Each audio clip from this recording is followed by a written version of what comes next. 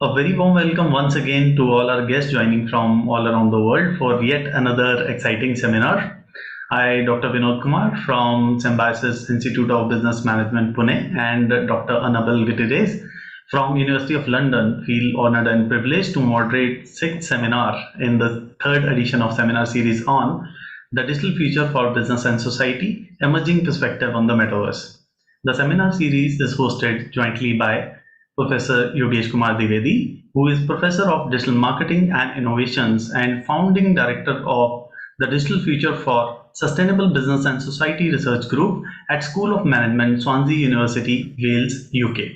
Next, we have Dr. Laurie Hughes. He is Senior Lecturer within Strategic Operation Group and founding member of the Digital Futures for Sustainable Business and Society Research Group at School of Management, Swansea University, Wales, UK. Last but not least, we have Professor Ramakrishnan Raman. He is currently Director, Symbiosis Institute of Business Management, Pune, Dean, Faculty of Management, Symbiosis International Deemed University, Director, Strategy and Development, Symbiosis. Our entire seminar series is jointly supported by Digital Marketing and Analytics SIG Academy of Marketing, Grenoble, IAE-Graduate School of Management, a Grenoble INP School of the University of Grenoble Alpes, the E-Business and E-Government SIG British Academy of Management, the UK Academy for Information Systems UKAIS. To tell you something very briefly about the seminar series, emerging technologies such as artificial intelligence, blockchain, Internet of Things, and the Metaverse undoubtedly offer transformative potential for the augmentation and potential replacement of human performed tasks and activities within a wide range of industrial, intellectual, and social applications. The impact and widespread adoption of these technologies is likely to be transformational within sectors ranging from agriculture, finance, healthcare, manufacturing, retail, supply chain, logistics, and utilities. The seminar series on the digital future for business and society, emerging perspectives on the metaverse, will present various perspectives from a number of leading experts to highlight the opportunities and challenges posed by rapid emergence of the metaverse. The seminar series will not only offer a timely and thought-provoking insight to the metaverse, but also its impact on the future of business management and societal factors impacted by growth, direction, and widespread adoption of this new immersive technology. Today, we have with us an eminent thought leader, Professor Neet Shetty, who will share his thoughts on the topic pollution reducing and pollution generating effects of the metaverse. To tell you something about our speaker of the day, Professor Neet Shetty is a professor at University of North Carolina, Greensboro, USA, and he's also research fellow at Kobe University, Japan. He has authored 13 books and more than 200 academic articles. That's tremendous, sir. Professor Nee's work has been featured by hundreds of media outlets such as BBC, Economist, Wall Street Journal, Newsweek, Bloomberg TV, and many more. He has provided consulting services also to Asian Development Bank, the Commonwealth Secretariat, and various UN agencies. Professor Nees is two-time TED speaker also, so his TED talks can be seen on YouTube as well. He spoke on the topic role of emerging technologies such as artificial intelligence and blockchain in fighting poverty. So very warm welcome to you, sir. And without any further ado, I would like to take you to take over and address our audience for today. Great. Thank you very much, Dr. Vinod, for the nice introduction, and thank you for having me for this seminar. Yeah, so basically, Yogesh and I have been talking about this for a long time. Then I think we planned this about 6-7 months ago. And after that, actually, we have an article based on this article with based on the presentation that I'm doing with Yogesh. And so I think it is already published in the International Journal of Information Management, Pollution Reducing and Pollution Generating Effects of the Metaverse, which is the same title. Unfortunately, Yogesh is not here today because of His another commitment. He is in another part of the world, but I'll be doing this presentation. So basically, there are different types of metaverses. Like there is the consumer metaverse, there is the enterprise metaverse, and there is the industrial metaverse. Different types of metaverse exist, and then all of those might have different effect. Some of them might produce a lot of pollution. Some of them actually can help reduce pollution, and that is the idea in today's article. Basically, we look at this kind of issue from both sides, kind of the pros and cons of the metaverse from the environmental standpoint. First, the two views. One is the first view is that metaverse will make the world cleaner and greener. That's what some people say. Like metaverse makes it possible to work together, collaborate, and shop and study. All of these things can be done virtually. Then all of these lead to reduction of physical activities, and physical activities like transportation, all of those are the biggest pollution generator, and we can probably reduce them. And especially in the context of industrial metaverse, the accounting company Ernst & Young conducted a study, and it found that if we basically make digital twin of a building, a factory, or anything, and then incorporate all these technologies like machine learning and artificial intelligence, and manage the kind of energy and all those electricity very well, there might be 50% saving in energy consumption. And of course, if you save energy, you don't have to spend a lot of money. That is one view. Metaverse is a good thing from the environmental standpoint. But there are a lot of critics of metaverse. And also, they say that metaverse is not actually it doesn't really help a lot in sustainability, and it is sustainability disaster. That is the opposing view to that one. So basically what they say is actually it generates more carbon footprint and negative environmental effect, because there is a lot of these technologies, augmented reality and virtual reality and artificial intelligence and blockchain, cloud computing. All of these emerging technologies require a lot of computational power, processing power, data transmission, and all of those require a lot of energy. And so basically in that way, they might be generating more kind of pollution, and that is the view. And a study conducted by the management consulting firm Arthur D. Little, and the study was conducted by this company among the UK bank executives. And in that study, the survey found that 67% of the respondents, which are again UK bank executives, believe that energy required to power the metaverse will have negative impact on the carbon footprint, and metaverse will not really make in-person office space obsolete, actually. So there's a couple of things on this one is the Facebook or Meta, and it had Horizon World Metaverse, and they were spending close to $30 billion to develop that actually for the past few years, and they actually gave up the effort right now, and they are focusing more on artificial intelligence, but they are still developing that. And so the Horizon World actually found that only 10% of the people who use the Horizon World Metaverse will actually come back again after a month. 90% actually will not. And so there was a demo in October 2022 of the latest headset, that is MetaQuest Pro, which costs more than $1,500. And so a reporter basically, a reporter was writing that, I'll just read the thing, the MetaQuest Pro, which is more sophisticated than any of the headsets that existed by the time. And the reporter's comment is that that was a great escape from reality, but a good reminder that physical presence is still better. So basically, all the claim that metaverse will be replacing all this work and collaboration and all those things will not materialize. Those are the two views. So there are both views, and we are just looking at the two views in this presentation. So before that, if some of the audience missed other presentations about Metaverse, I'll briefly talk about Metaverse things and different types of Metaverse before actually going to the content of the presentation, which is about pollution reducing and pollution generating effect. So Metaverse actually still evolving, and no one knows exactly what Metaverse is, and the different definitions are evolving. Many people basically are defining that. And so simple definition is enhanced and upgraded version of the internet. So we have normally the 2D version of the internet, and so that will be 3D, that type of thing, enhanced. And so how exactly it can be upgraded, how exactly it can be enhanced, differs from people to people, the view, and that is the idea. And I did a few articles on this one, and in the typology of the Metaverse article that I published in Computer, it has kind of these five features of Metaverse that people are talking about. So the first is the Metaverse as the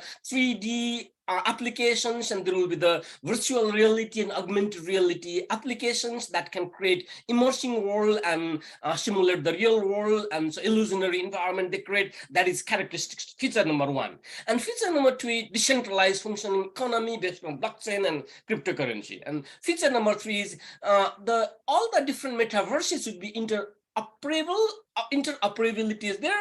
Then if you basically move from one metaverse to another metaverse, you can bring all your digital identity, assets, and all of those things with you. That is the third feature. And fourth is there will be digital avatars. And the fifth thing is real-time synchronous communication. So these are the five things a lot of these analysts talk about when they think about metaverse. So, but actually, it is very rarely that you can find a metaverse which has all these five features, and maybe some of them are 3D, some of them are only 2D. Some examples I'm giving, just 2D metaverse is possible. Like there is one example, Gather.town, which is 2D metaverse, where there are actually millions of people do different types of meeting. And decentralized and functioning economy based on blockchain doesn't have to be, actually, including the Horizon world I was talking about doesn't really have that. So these are kind of, no one knows exactly what metaverse is, and that is still evolving. That is the idea here. But there are three types of metaverse. One is the enterprise metaverse, where we do the things that we normally do in a company, like doing meeting, and so maybe doing some type of training. And rather than doing training, in-person training, which is not possible in many cases, or rather than doing training by Zoom and that type of thing, metaverse, immersive type of environment is better. And that is the idea here, actually. To take an example, some of the companies actually,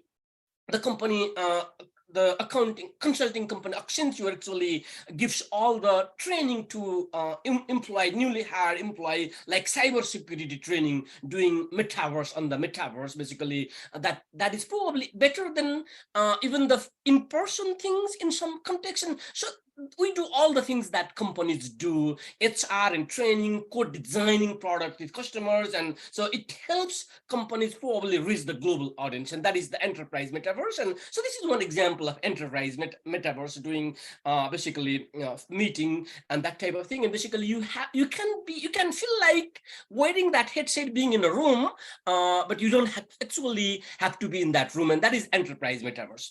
So another thing is the industrial metaverse that many companies have already started. And I personally think that this probably has the biggest potential right now. And so industrial metaverse is the physical digital fusion and human augmentation. So mainly for the industrial applications, there are machines and factories and buildings and cities, and you can create supply chain, logistics. You can create digital twin, and you can simulate the physical system and analyze all the problems. And you can even discover the problem before they arise. And so basically that is the industrial metaverse. And a very good example of industrial metaverse could be companies like BMW and all those, like PepsiCo and Kroger, another grocery store in the US, and another retailer, Lowe's, and all of them are using the industrial metaverse. And many of them are using the NVIDIA, the company's Omniverse, and this is industrial metaverse. Probably this is a BMW, and actually you can manage all the things. You can operate all these things virtually from the metaverse, and so that is the industrial metaverse. And finally, there is the consumer metaverse, and consumer metaverse basically is 3D virtual world, and where social interaction takes place and people live their second life. immersive experience, play games and socialize and all those things they do. And it may be the real world, but in many cases, it is not actually the real world. It is a simulated virtual world. And some of the players here are Fortnite, Roblox, and Minecraft are the players. So these are just three brief introduction about Metaverse and different types of Metaverse for those of you who maybe who are wondering what exactly Metaverse is and different types of Metaverse. Now let's go to the actual topic of the presentation. And in that one is, this is about the pollution reducing and pollution generating effects. This is consumer Metaverse, this related to earlier on. So basically, again, just to summarize this one, there is some overlapping, and if you design a metaverse, there might be something you do, you might have component of consumer metaverse and enterprise metaverse, or there might be even the kind of intersection of all three metaverses, and it is possible to do that. That is the idea. So let's go to the actual topic of the presentation now.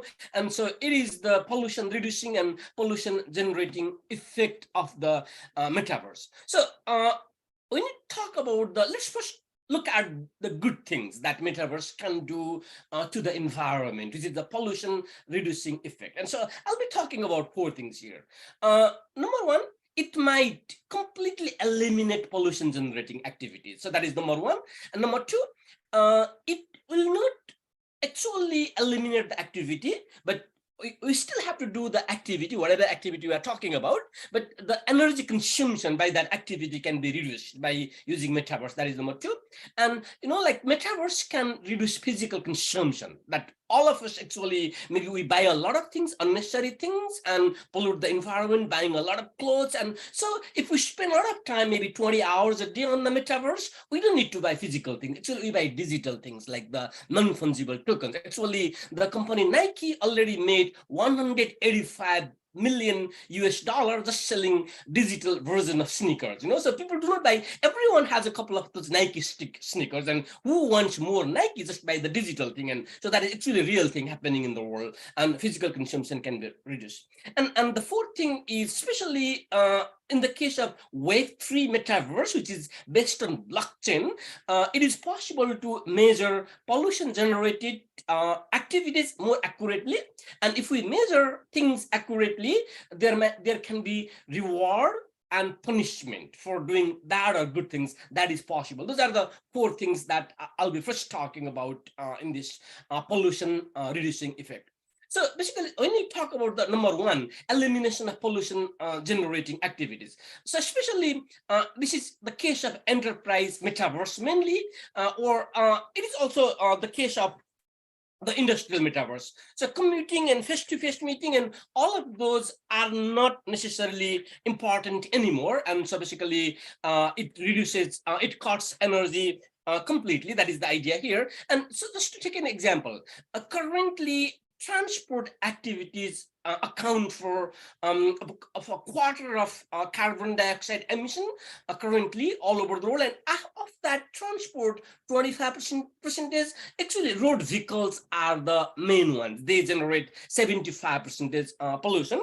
And so metaverse is not really developed that well, but maybe who knows, in 5-year, 10-year time, it will be developed very well. Then maybe we don't have to do a lot of those things, and then those activities can be reduced, and everyday activities, and some of the activities actually like flying wire planes in the military training, and all those things can be actually, the training can be conducted in metaverse, immersive experience, and people have exactly the same experience like flying the real plane. And maybe you can do a lot of training in the metaverse, and in that way the metaverse activities can be reduced, like the pollution generating activities can be eliminated. So one example is the 2D, that is 2-dimensional metaverse, gathered a town. And actually I had a little old data, actually more than 2 year old, and I didn't really find the recent information about the number of users. And actually, as early as in 2021, more than 2 years back, they had 4 million users, and actually it is used by many companies, including in the university business, and like University of Chicago has its own Gather Town, and University of Pennsylvania's computer science department have their Gather Town, and it just generates exactly the environment, the buildings and meeting rooms and classrooms and all those things are in Gather Town, and so basically people do a lot of that. And so one example of companies that is using Gather Town is Ripple Maths, and Ripple Maths is actually this is recruitment automation platform based in Manhattan, New York, and actually Ripple Maths wants all the company's engineering product team not to go to office, do the things, all the collaboration in Gather Town and teamwork and collaboration. And so the argument is Manhattan has very bad traffic here in the US. And so basically there is the congested and heavy public transportation of Manhattan that employees do not have to drive every day, or the subways will be really, really crowded. And why to do that if you can do exactly the same thing using Gather.town? And so that is one example of companies using Gather.town to completely cut pollution generating activities. So and also reduction in pollution generated by an activity, that is second mechanism. And it is possible to create different scenarios for a city, factory, and exactly what is the energy consumption and which scenario leads to the lowest energy consumption. It is possible to do that. And so the DT means just the digital twin, and digital twins create digital twins is the replication of the building, and there is the digital thing online, and you can manage everything virtually, and you can basically look at the real world performance scenarios and a safe environment and low cost. Like, for example, one example of a company that has digital twin is, for example, BMW. And BMW has 31 factories in different parts of the world. Every factory has its digital twin, and they do all new product development. Maybe in the build, hundreds of cars will be running in a build at a given point of time, and it is really dangerous to go and simulate in the virtual real world. And so they do all the simulation in the real world.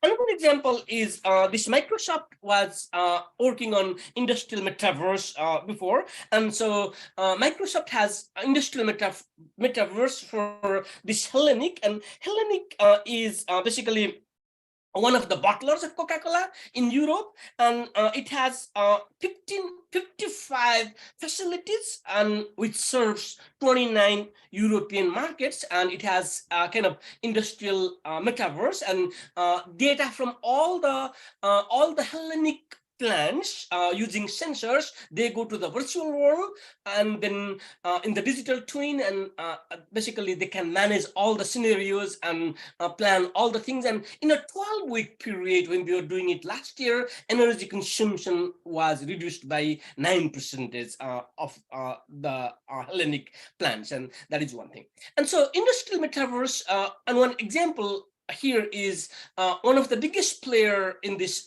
industrial metaverse is NVIDIA, the GPU company, and it has Omniverse, and Omniverse has all these industrial digital twin and autonomous rovers, and physical space can be used to create virtual space, and all the constraints and details will be in the virtual space. All the constraints and details means how much energy each light bulb is consuming, and what is the distance between different plants, and all those things will be exactly in the virtual world. And so they can create different scenarios to lower energy consumption and carbon dioxide emission, and so increase energy efficiency. And so, for example, some of the examples those companies can do is install or place solar panels to maximize light exposure. Basically, you don't really have to move the solar panel actually physically. You can move that virtually, because the virtual space exactly is the replication of real space. It has all the constraints, all the details of the real space, and you can actually know the sun exposure by putting solar panel virtually in different parts, and then cool down more during the summer, for example. And I have explained that in my recent article, The Economics of Industrial Metaverse. Some examples of companies that are using is Okay, so I have a few examples of companies later. And one example here is cities worldwide generate actually 70% of the global carbon emission, and it is possible to create digital twins. Not only one digital twins and thousands of digital twins, many buildings and factories, digital twins, buildings have digital twins, and the entire city has digital twin. And so they interact with their physical twins and optimize for the whole city, actually not only one particular building. And particular building and factory they have already been doing, like the companies like Hellenic and BMW, and a few more examples I'm giving in the next slide. And they are already doing, but not only at the factory level, but you can do for the whole city. And so that is the idea here. And some examples of a companies that are using is actually there are many others that are not here, like Kroger and the US retailer, grocery retailer, and Lowe's, and they are also using that. Amazon also uses industrial metaverse, but here are two companies that I'm giving examples. Renault, the car company, is actually saving 300 million US dollar with the industrial metaverse.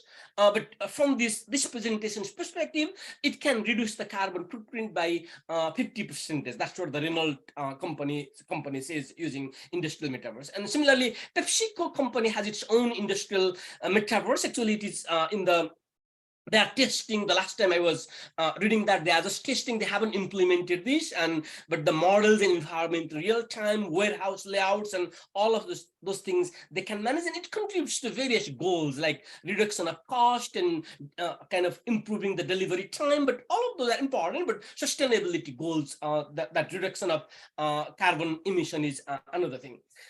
And also reduction in physical products, that is one thing. And physical products is the metaverse might lead to less materialistic consumption. Actually, again, the accounting company Ernst & Young conducted a survey, and 21% of the consumers basically they are expected to do more things digitally, and that means they have planned to buy fewer physical items in the future, because anyways, they don't do a lot of physical things. Like if you look at 15-year, 16-year-old kids these days, and they spend a lot of time on metaverse, billions of hours actually only on one of the metaverse like Roblox. And so digital lives is no separate from physical ones. And so basically, like we think that our digital lives and physical lives are different probably, but many young people do not see a lot of differences. And so not only their physical selves should be good, but digital self should be equally good. Actually, your avatar should look good, even better than what you look like. And so that is the idea here, and online selves will be important. So actually this is what was, I don't even personally have Instagram account, and so someone had this post, really I don't understand it completely, but the post had more than close to 71,000 likes in a few months time, and so it must be something good. And so the person who posted on Instagram was saying this: metaverse is a time rather than a place.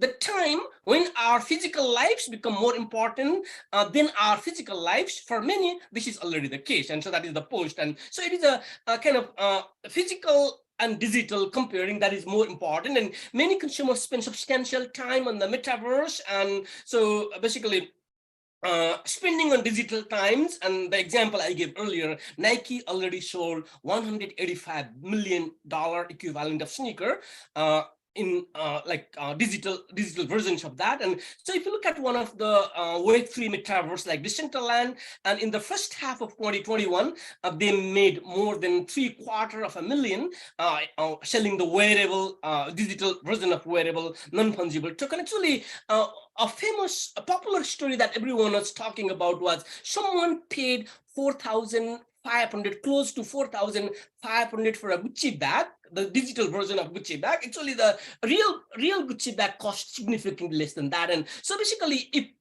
people have their avatars on the metaverse, they want the avatars to carry good $4,500 Gucci bag, not ordinary $10 bag. So because the digital self is even more important than physical self, and so all of these might reduce in the energy consumption. That is another mechanism. So accurate measurement, and especially this is not possible with any type of blockchain, but a few like small proportion of the metaverse users use the Web3 metaverse.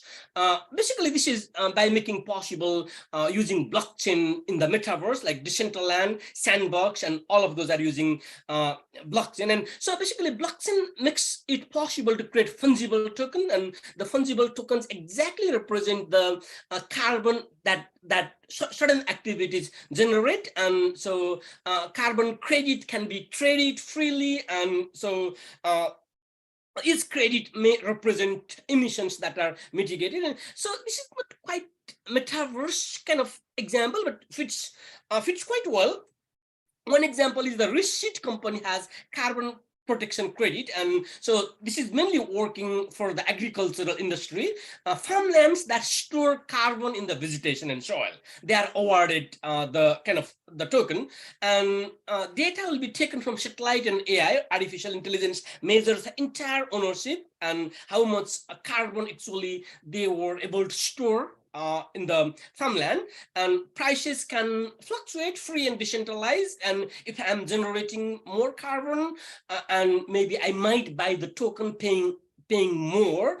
And so that is the thing, it is a decentralized market. And when we were writing this article, there were 8,700, more than 8,700 farmers were participating, and they managed more than 2 million metric tons of carbon stock by the time. And so more than double the annual income of many farmers. That is also not only basically rewarding farming activities that are more sustainable, and it is possible to do that, and accurate measurement of that.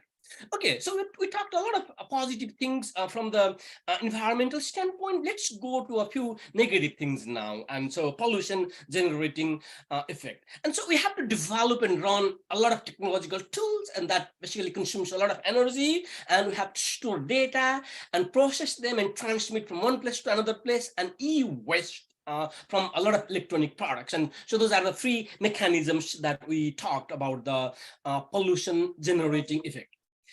So first, going to the first one, developing and running technological tools. And so there are a lot of these, and especially the biggest energy consumption, the large amount is from the artificial intelligence, which is very popular, commonly used in all the metaverse application, deep learning based software. And so that kind of those products are used, and especially the natural language processing. And for example, natural language processing applications, they understand words and image, video, text, and generate response. And so there are handheld controllers and eye tracking equipment and virtual reality content control devices, and even we can give voice-based command to engage in some type of metaverse activities. And all of those require understanding of natural language processing, not only words that we speak, we write, but also different type of signs, and all those things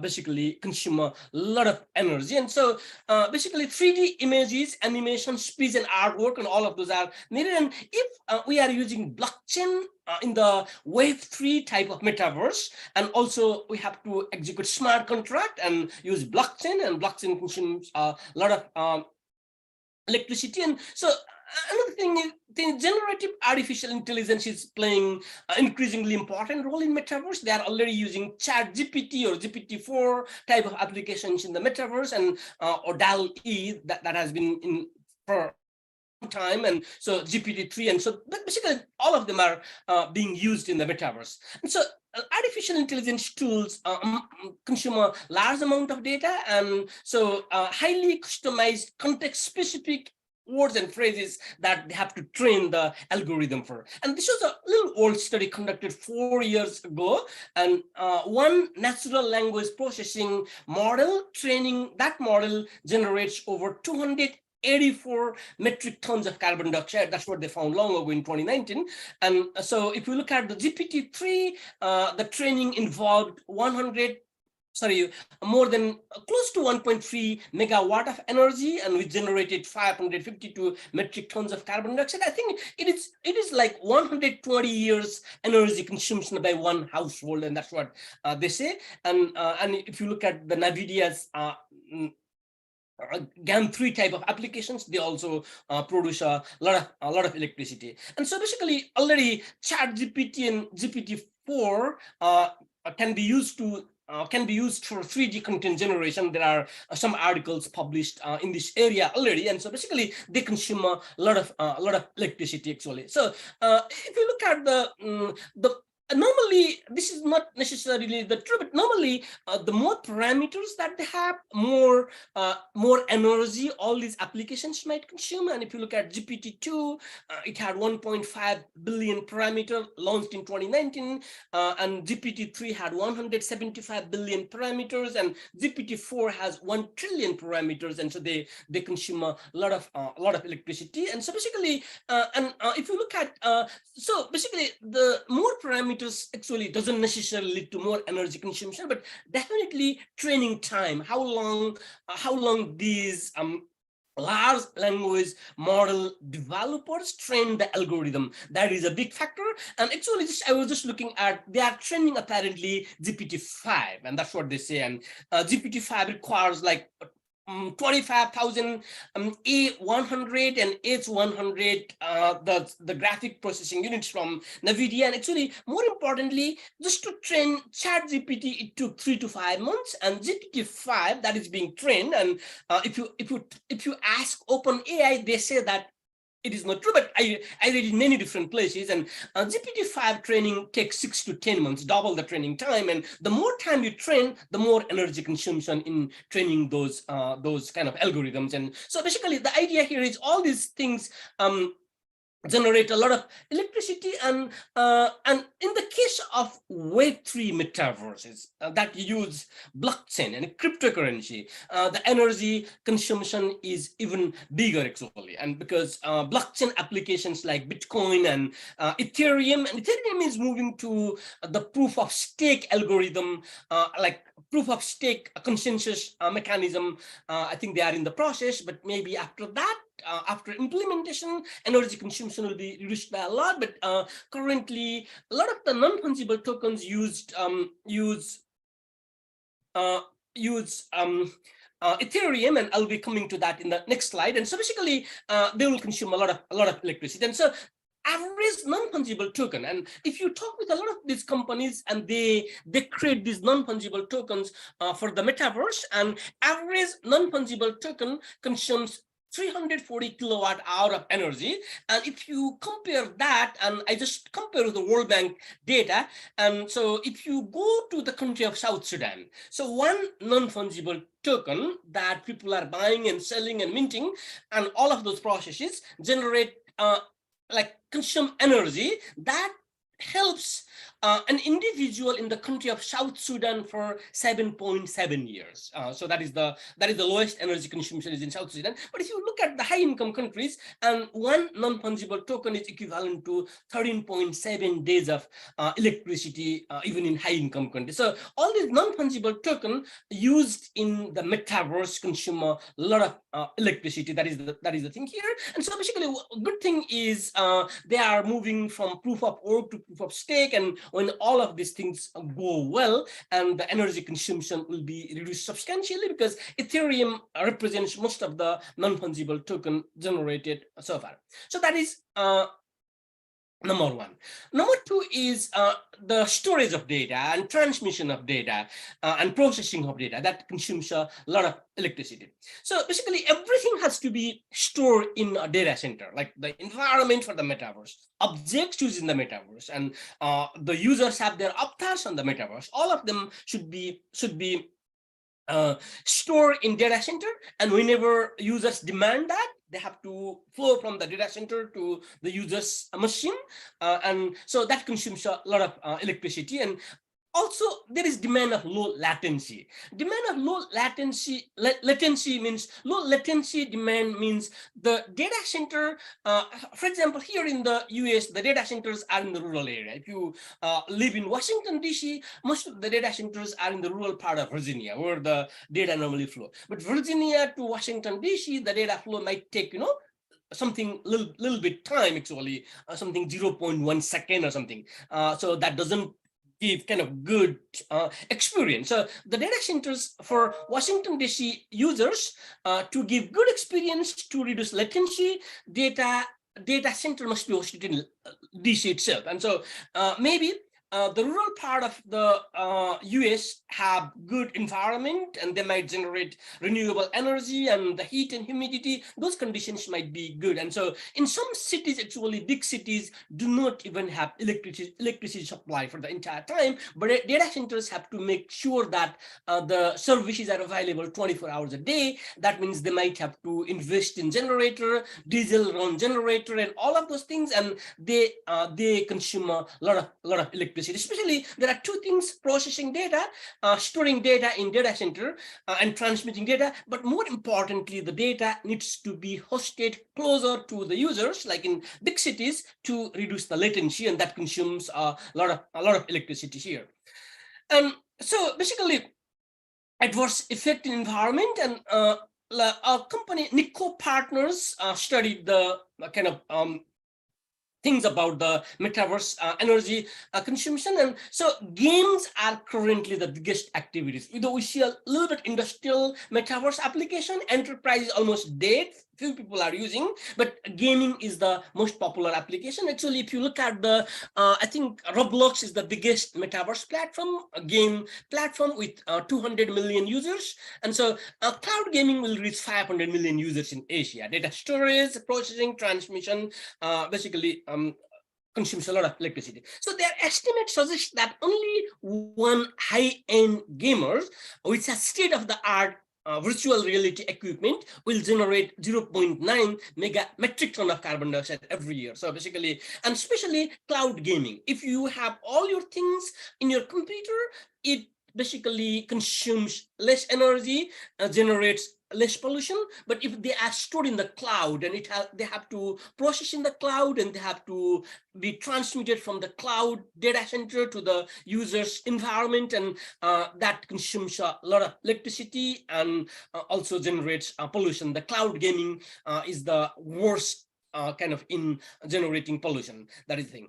So one example to talk about this is Meta, the Facebook's parent company, had planned a data center in Netherlands.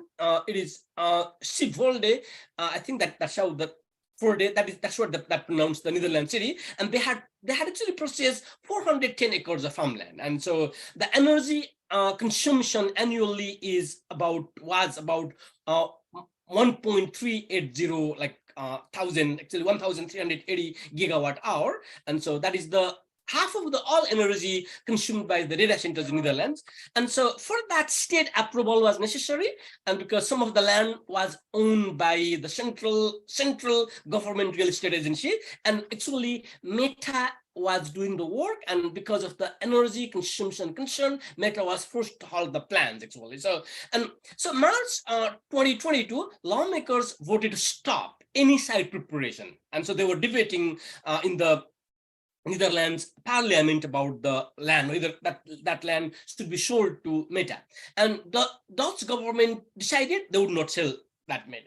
And so the Dutch cabinet decision is that municipalities, and actually it even blocked municipalities from including hyperscale data center in the zoning plan, and do not develop any hyperscale data center like the Meta company was planning, and ban the development of large data center. And so basically, senator of the Socialist Party was saying there is scarcity of existing sustainable energy. So some people argue that, they are using sustainable energy and there is no harm in the environment, but that is not necessarily true, because, okay, energy is energy, and people do not have the entire supply of energy. And even if that is sustainable energy, that can probably use to kind of meet household needs and other types of needs. And so, and also by doing all these things, sustainable energy doesn't come for free. Someone else will be using less energy because Meta will be using that. And so another, more importantly, probably the metaverse activities, according to these lawmakers, do not have added value to the society. And so people are spending a lot of energy just to play game, and engaging in entertainment has no value to the society.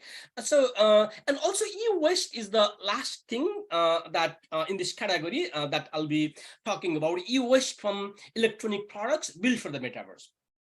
So hardware demand, additional hardware demand. The current computers, the current cell phones that most of us are using will not work for the metaverse. If we want to play high-end 3D experiences, and so basically the current things do not work, and we have to add features or buy new equipment. And so dedicated graphic cards and all those things should be in the devices that we are using.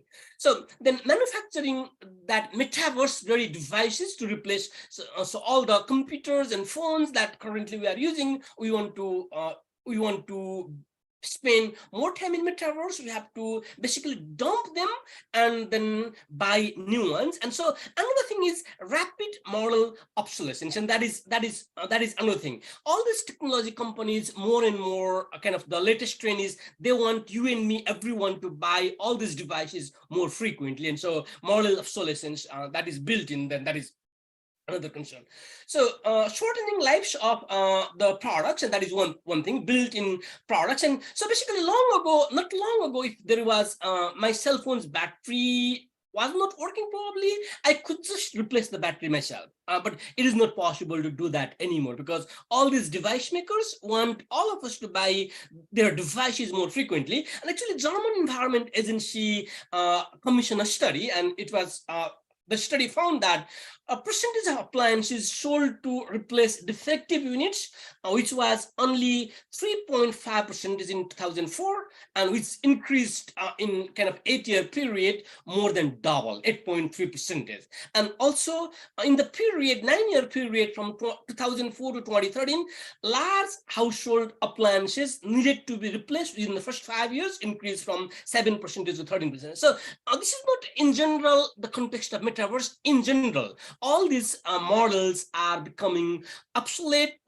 Like they have kind of low, shorter life cycle, and all of them require kind of people to buy more things, cheaper to buy than buy a new one. And so, and that is even more the case in the case of metaverse 3D experiences. And so basically all these metaverse different companies might be offering competing models, better models, and people might have to spend more time buying those, and that basically worsens the environmental thing. So I have a few research agenda here, and I think my time is already kind of over, and maybe, so I have 4 research agenda here, and maybe I'll just go to the last one for people who are interested in doing more research about metaverse that we found based on this article. Maybe various industries like automotive and manufacturing and retail, and what is the impact on energy saving when they are doing metaverse activities. And so that is number 1.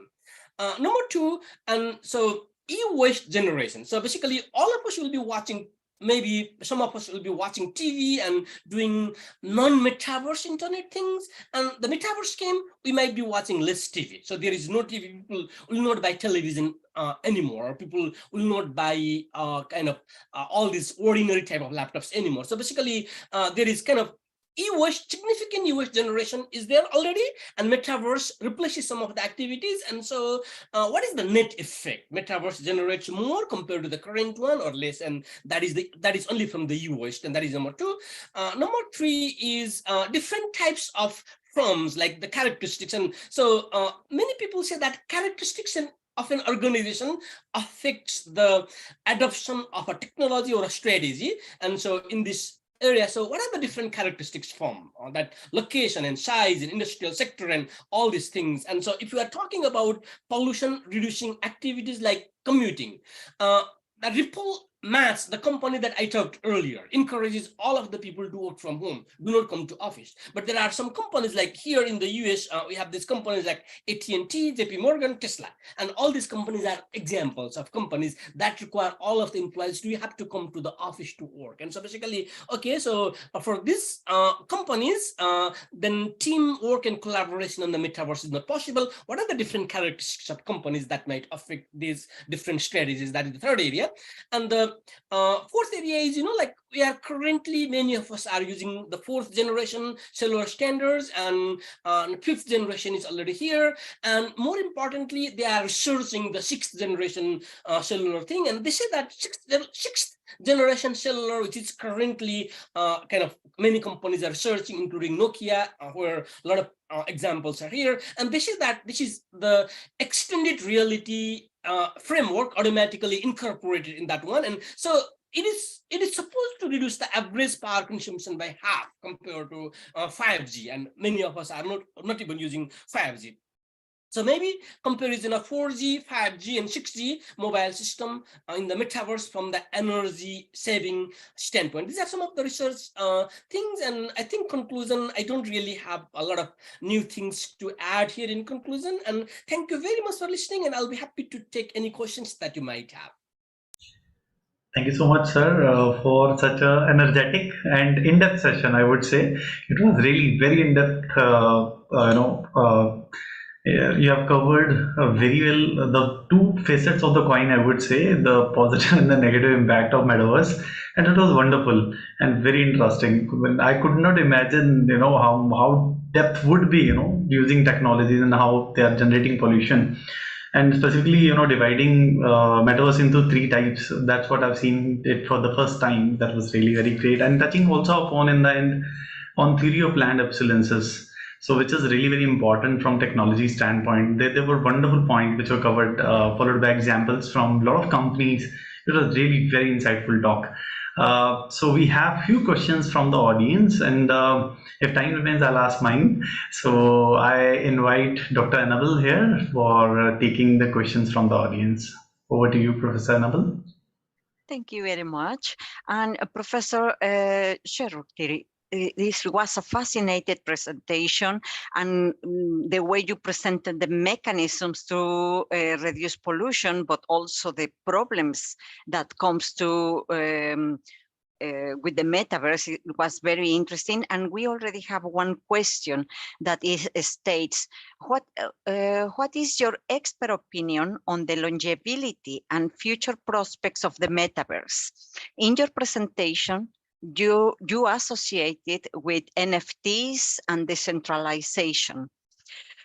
To some skeptics argue that metaverse is merely a fad. Do you believe the metaverse has promising future, or do you think it is destined to be just a passing trend?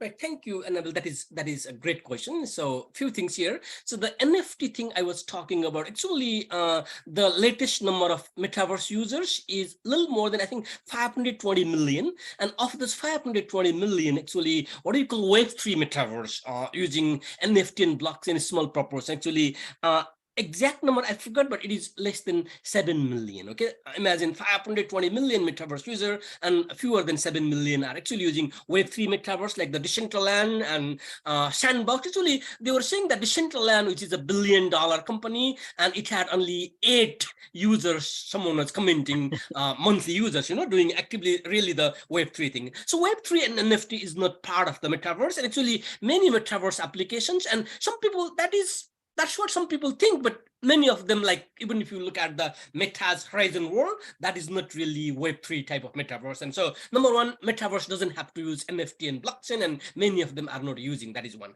So second question is it fad, or kind of it really had some potential? And I personally think that metaverse applications really have potential. And so many people, actually the people that I talked with, and they confusingly think that metaverse has something to do with the Meta company, the Facebook company. And Meta's Meta's share stock price was down, maybe, I don't know, 70% or something when they were talking about Metaverse. And the latest earning call, Metaverse talked, I think, artificial intelligence, maybe something like close to 50 times, but did not really talk a lot about Meta.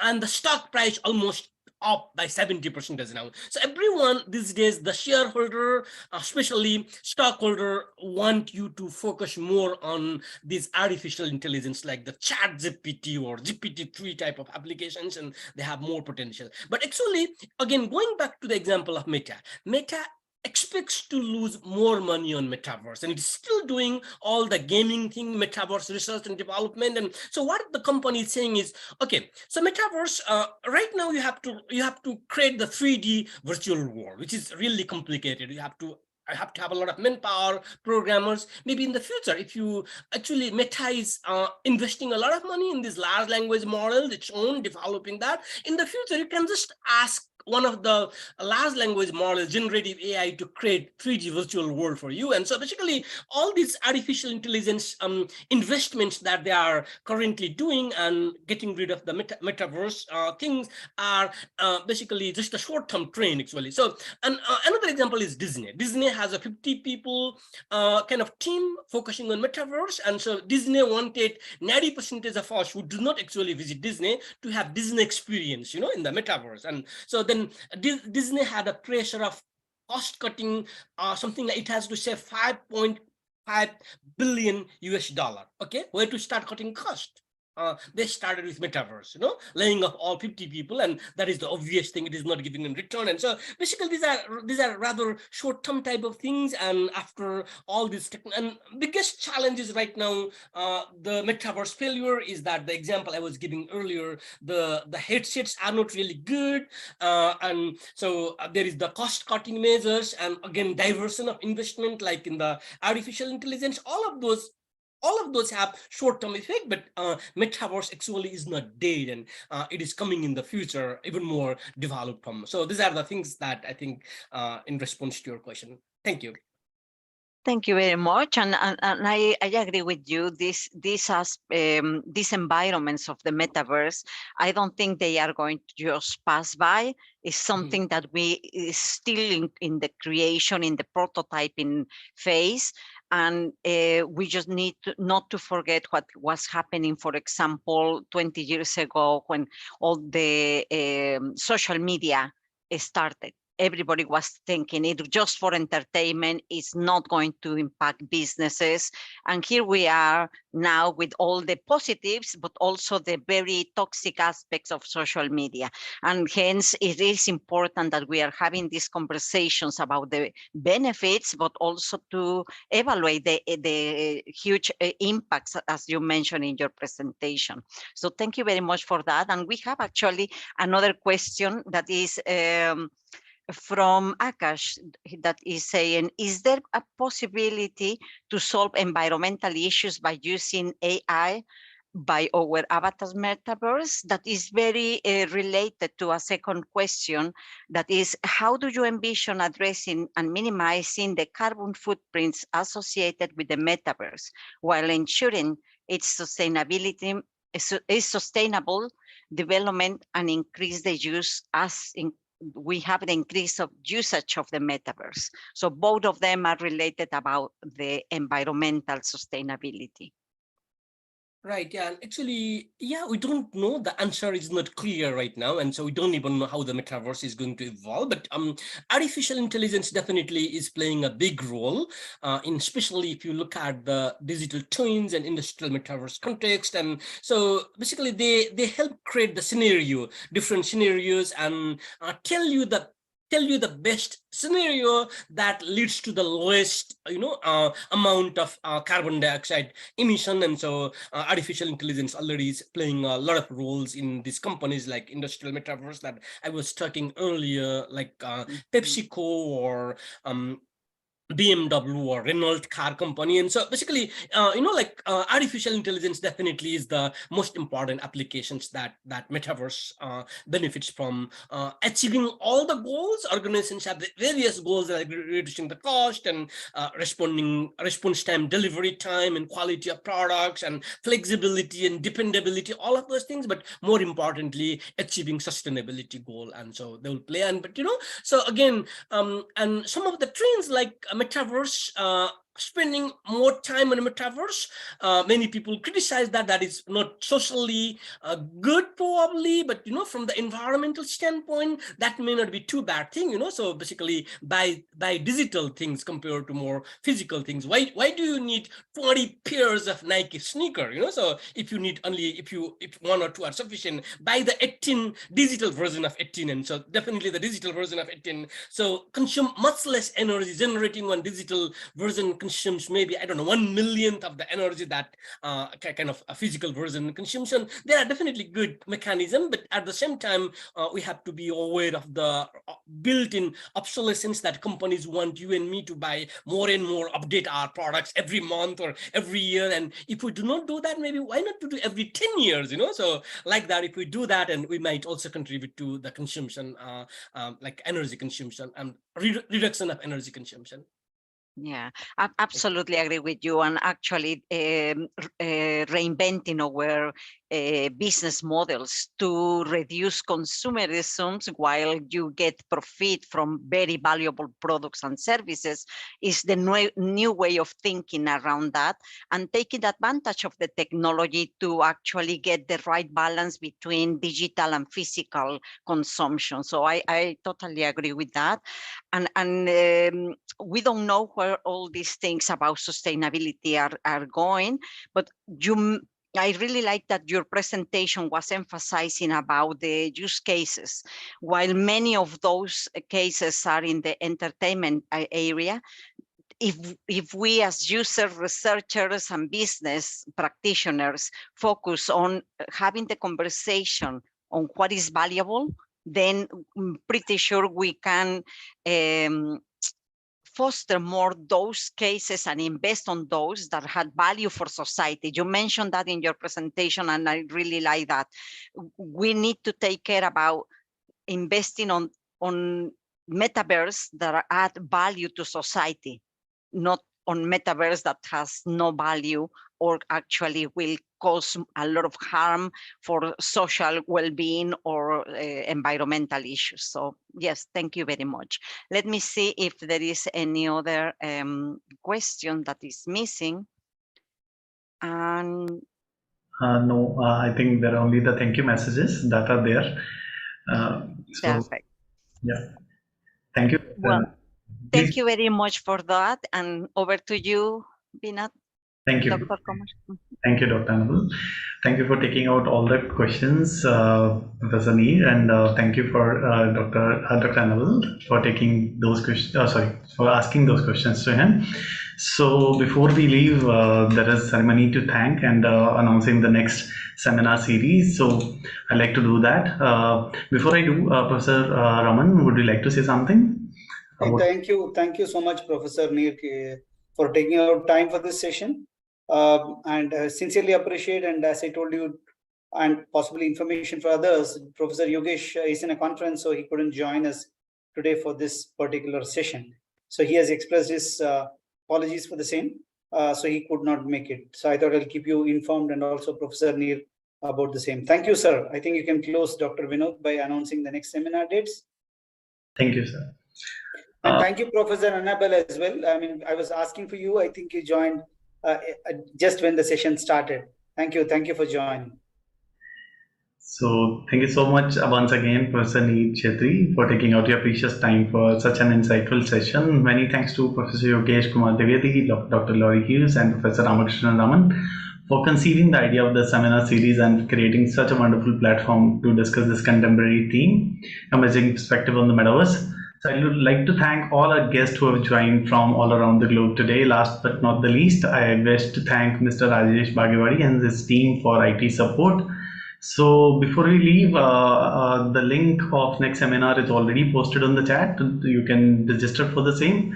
So next seminar is scheduled on 21st June 2023, where Professor Sevas Papagiannidis from Newcastle University, UK will share his thoughts on the topic Metaverse Retail, Opportunity and Challenges. So request all to mark the date on calendar. That's all for today. Looking forward to see you all in the next seminar. Thank you once again. Have a great